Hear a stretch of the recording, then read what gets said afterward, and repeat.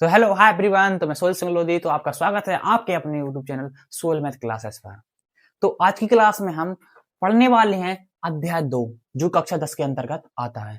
अध्याय 2 बहुपद। ठीक है, तो बहुपद का हम क्या करने वाले हैं, प्रश्न नंबर 2 का फर्स्ट क्वेश्चन है। क्या है? प्रश्न नंबर 1 है। प्रश्न नंबर 1 क्या है कि निम्न द्विघात बहुपदों के शून्य ज्ञात कीजिए। ठीक है, हमारे लिए बहुपद दिए गए हैं। क्या दिए गए हैं? बहुपद दिए गए हैं।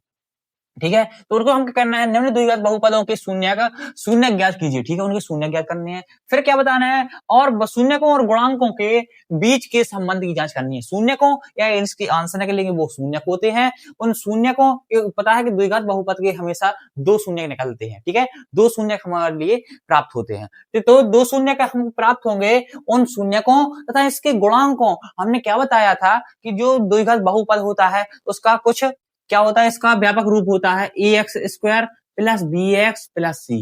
ये क्या होता है, इसका व्यापक रूप। तो इसके गुणांक क्या होते हैं? गुणांक ये होते हैं जैसे x² उसके अंग a है, a क्या हो गया, x² का गुणांक। a है x² का गुणांक, b है x का गुणांक और c है एक अचर पद। बस ये होते हैं गुणांक। आई होप आपको अच्छे से समझ आ गया होगा।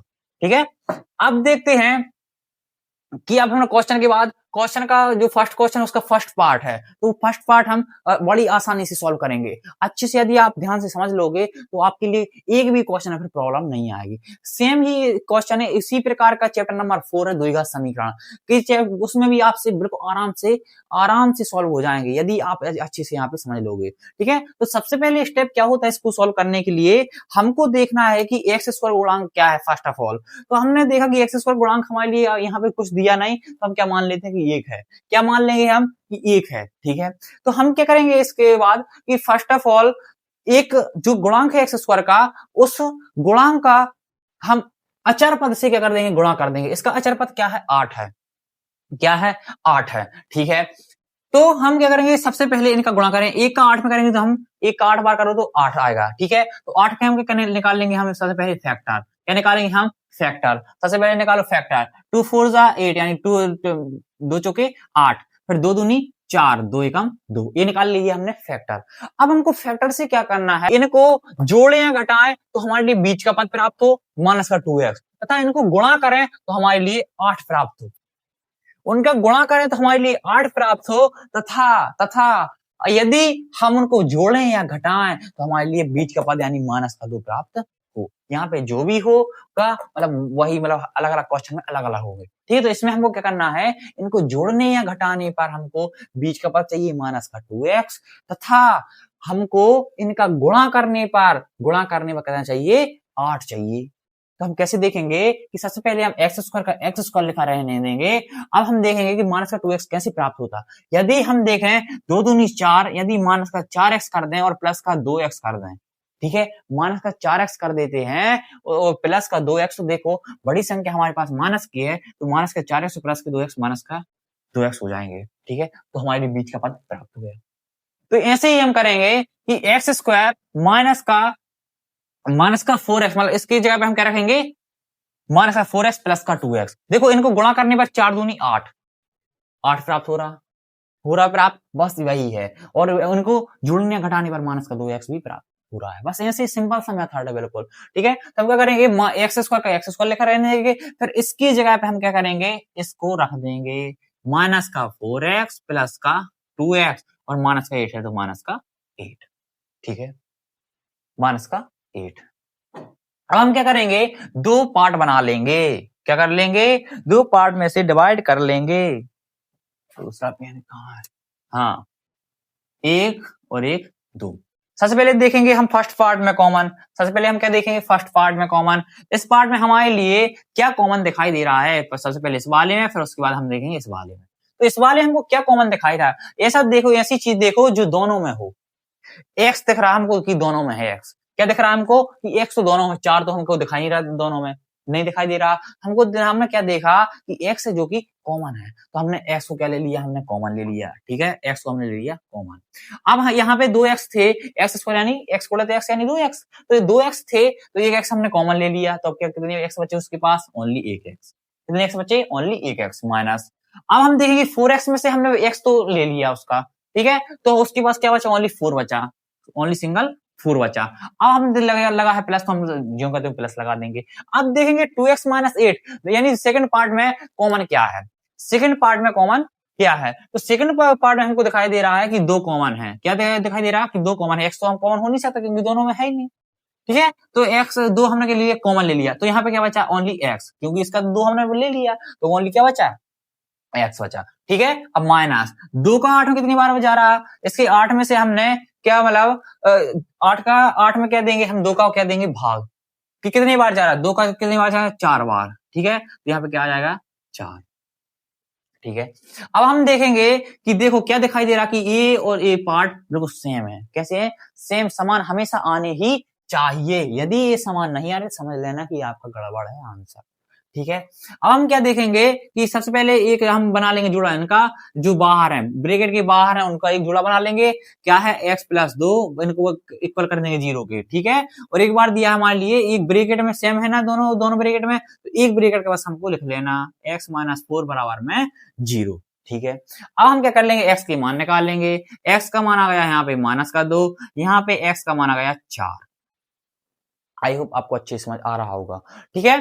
अब हम क्या देखेंगे कि ये होगा इसके शून्यक, इस शून्यक को मान लेते हैं हम अल्फा, क्या मान लेते हैं हम अल्फा, इसका मान होगा माइनस का 2, इसे मान ले रहे हैं हम बीटा, क्या मान ले रहे हैं हम बीटा, बीटा का मान आ गया हमारे पास 4। अब हमको क्या करना आगे, हमने शून्यक तो ज्ञात कर लिए, क्या दिया था कि द्विघात बहुपदों के शून्यक ज्ञात कीजिए, हमने शून्यक ज्ञात कर लिए। जो आंसर निकालते हैं इसके वही होते हैं इसके शून्यक। अब हम करेंगे क्या, शून्यकों तथा गुणांकों के संबंध के बीच के संबंध की जांच करनी है, ठीक है। तो गुणांकों और शून्यकों के संबंध की जांच करने के लिए हम क्या करते हैं, 2 स्टेप है हमारे पास जो कि हमने पिछली वीडियो में पढ़े हुए हैं, ठीक है। तो अब हम उसी को अच्छे से करेंगे फिर दोबारा। तो हम क्या करेंगे, अब सत्यता की जांच के लिए, सत्यता की जांच करने के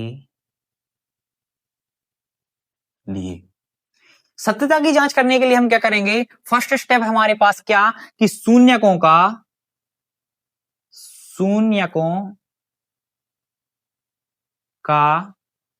योगफल, क्या है, शून्यकों का योग या योगफल बराबर होता है माइनस एक्स का गुणांक, माइनस एक्स का गुणांक अपॉन में एक्स स्क्वायर का गुणांक, एक्स स्क्वायर का गुणांक, ठीक है। अब हम यहाँ पे क्या रखेंगे, मान रखेंगे, ठीक है। अब क्या करेंगे, मान, शून्यकों का गुणनफल क्या होता है, शून्यकों का गुणनफल यानी इनके दोनों का जोड़, सॉरी शून्यकों का योगफल।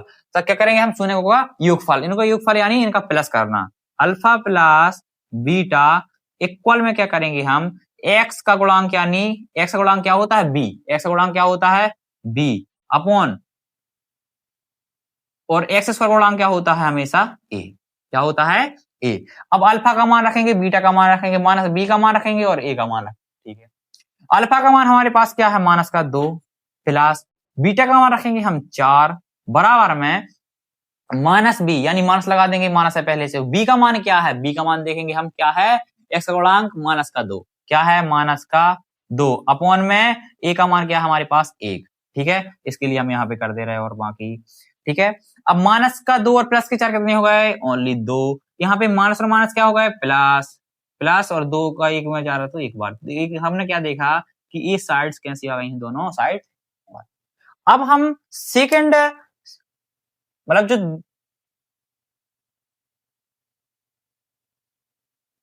अब दूसरा स्टेप क्या है, दूसरा स्टेप थोड़ी यहां से करो, ठीक है, ताकि बन जाए।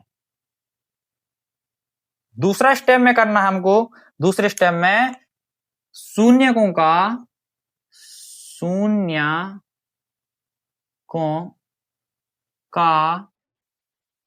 गुणनफल, शून्य गुणनफल क्या होता है, अचर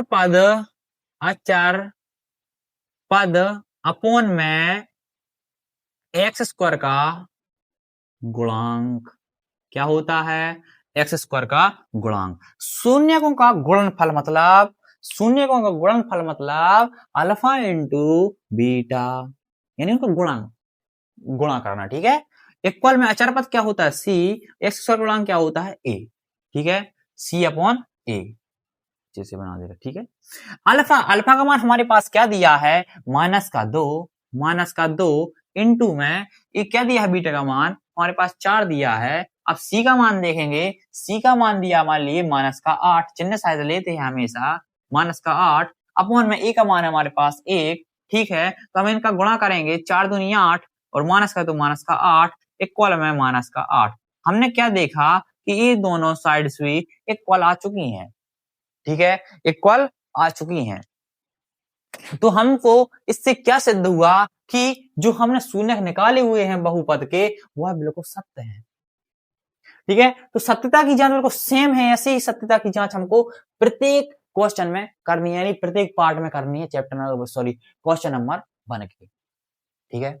तो सत्यता की जांच के स्टेप तो बिल्कुल सेम है, इतने हैं कि सेम, इसके अलावा कुछ नहीं करना, ओनली शून्य के बस अलग अलग निकलेंगे हर बहुपद के, ठीक है। और कुछ 1-2 वैरायटी और है तो हम अलग अलग, ऐसे नहीं कि हम पूरा नहीं करवाएंगे, बट हम मेन जो इंपोर्टेंट है प्रश्नावली से क्वेश्चन हम वो बस करवाएंगे, ठीक है। तो आई होप आपको अच्छे से क्लियर हुआ होगा। तो मिलते हैं अब नेक्स्ट वीडियो में, जब तक के लिए bye bye. Please share, subscribe and like.